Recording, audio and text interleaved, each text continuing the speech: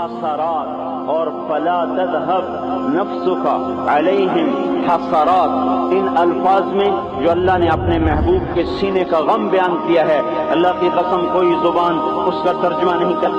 قیامت کے دن جب دیکھے گا ہماری نافرمانیاں تو کہے گا یا رب ان قوم اتخذوا هذا القرآن مہجورا، اے میرے مولا یہی ہے میری وہ امت جس نے میرے قرآن کو چھوڑ دیا.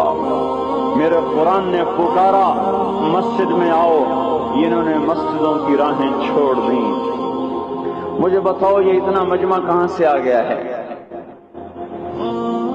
یہ اس میں سے 1/3 باہر سے آیا ہوگا، یہ 2/3 تو سارا گلستان کالونی کا ہے. ان کے قدم باقی 5 نمازوں میں کیوں نہیں اٹھتے؟ یہ کہاں چلے جاتے ہیں؟ کیا یہ اللہ کی دھرتی پہ 8 دن نہیں رہتے؟ کیا یہ صرف 8ویں دن اللہ کا رزق کھاتے ہیں؟ کیا یہ صرف 8ویں دن اللہ کا پانی پیتے ہیں؟ کیا یہ صرف 8ویں دن اللہ کی ہوا کے تن و تن اپنے پھیپھڑوں میں لے جاتے ہیں؟ کیا یہ صرف 8ویں دن اللہ کے دل نور سے دیکھتے ہیں؟ کیا یہ صرف 8ویں دن اپنے کانوں سے سنتے ہیں؟ کیا یہ صرف 8ویں دن اپنے جسم کی نعمتوں سے فائدہ اٹھاتے ہیں؟ کیا یہ صرف 8ویں دن سورج کی روشنی سے نفع اٹھاتے ہیں؟ کیا یہ صرف 8ویں دن تاروں کی جھلملاہٹ سے نفع اٹھاتے ہیں؟ کیا یہ صرف 8ویں دن اپنے بیوی بچوں کے ساتھ بیٹھتے ہیں؟ اس پتھر دل کو کیا ہوا؟ کیا نہیں اس کے دروازے پہ دستک پہنچتی؟ یہ کیوں ویران ہو گئے؟ ایسے تو پتھر بھی سخت نہیں. عطا اللہ شاہ بخاری کہا کرتے تھے اے ہندوستان والو، تمہیں اتنا قرآن سنایا کہ میں سر کو سناتا تو صبا بن جاتی، میں پتھروں کو سناتا تو موم ہو جاتے، میں دریاؤں کو سناتا تو طوفان تھم جاتے، اور میں موجوں کو سناتا تو ان کی طغیانی رک جاتی. پتہ نہیں تم کس مخلوق کس چیز سے بنے ہو، کس خمیر سے بنے ہو، تمہارے سینوں میں دل نہیں ہے، پتھر ہیں، اور پتھر سے بھی زیادہ کوئی سخت ہے. اشد قسوة من الحجارہ، پتھر بھی اللہ کی ہیبت سے لرزتا ہے اور کانپتا ہے. پر تم کون سے انسان ہو، کیسے سینوں میں دل لیے پھرتے ہو کہ 5 دفعہ اتنا بڑا بادشاہ تمہیں پکارے حی علی الصلاۃ حی علی الصلاۃ. ایک تھانے دار پکارے گلستان کالونی کا کہ تمہارا سامان ہے آ جاؤ، تو سر پہ پاؤں رکھ کے بھاگے. ڈی سی پکارے تو کام چھوڑ کے بھاگے. اور تمہارا زمین آسمان کا بادشاہ تمہیں دن میں 5 دفعہ پکارے اور کانوں پہ جوں نہ رہیں اور 8ویں دن مسجد کو آ رہے ہوں. کیا 8ویں دن کھانا کھایا ہے؟ کیا آج ہی پانی پیا ہے؟ کیا آج ہی چائے پی ہے؟ یہ ایسی جفا اپنے آپ سے کرتے، شیطان سے کرتے، ملک و مال سے کرتے، اپنی دکانوں سے کرتے، یہ بے وفائی اللہ سے کیوں کی ہوئی ہے؟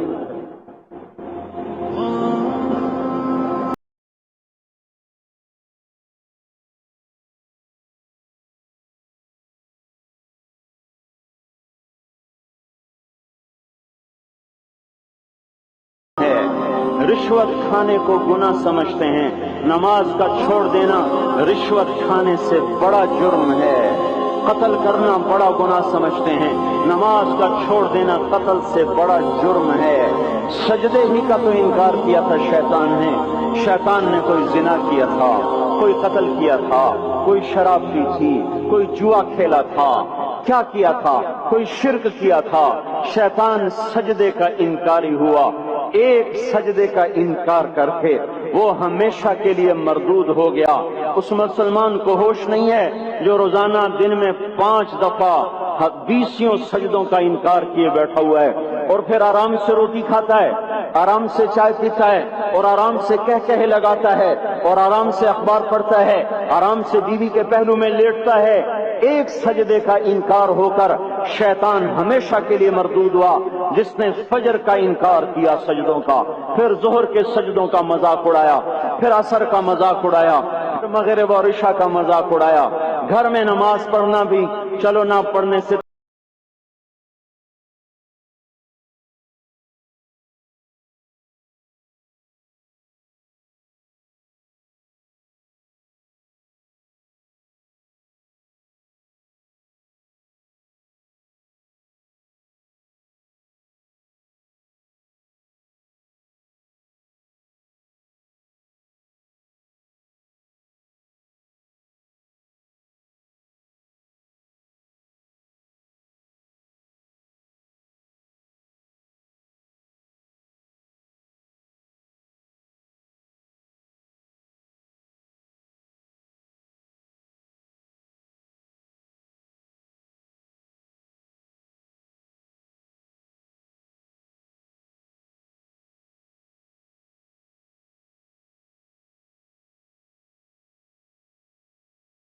ہو جائیں، نہ بوڑھے پر جوڑیں گے، نہ جوان کو ہوش آئے، نہ کسی عورت کو ہوش آئے، نہ کسی مرد کو ہوش آئے، نہ بازار بند ہوں۔ ارے میرے بھائیو، حکومت سے پیسہ بچانے کے لیے ہڑتالیں کی، 20 دن بازار نہ کھولے، نماز کے لیے اگر دکانیں بند کرتے تو آج اللہ تعالیٰ آپ کو ہر ظالم سے باہر نکال دیتا۔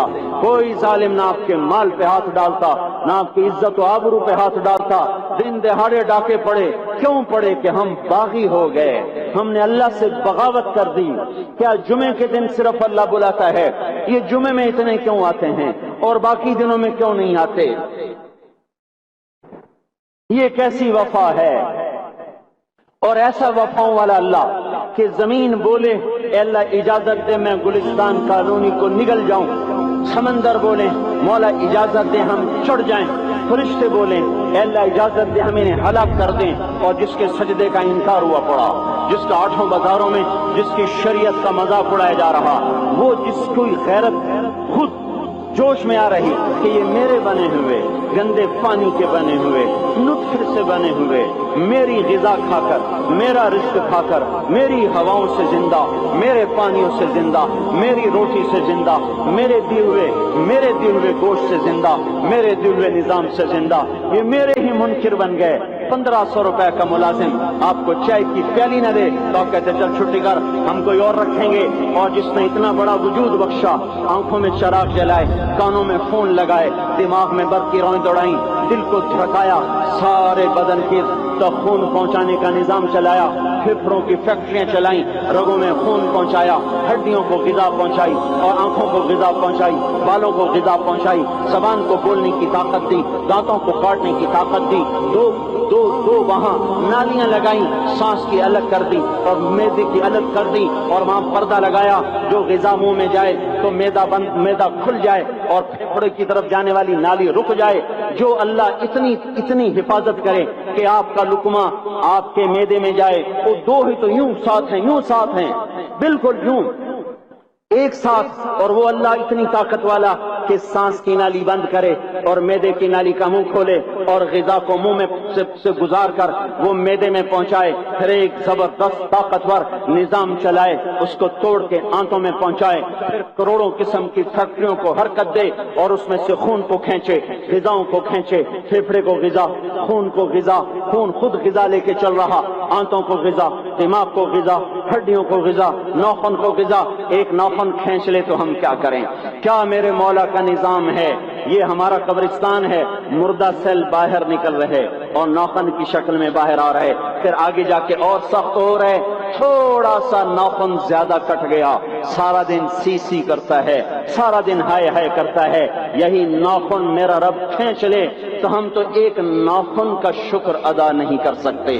یہ جوڑ بنا دیے، سیدھا کر دیں تو ہم کسی کا شکر ادا نہیں کر سکتے۔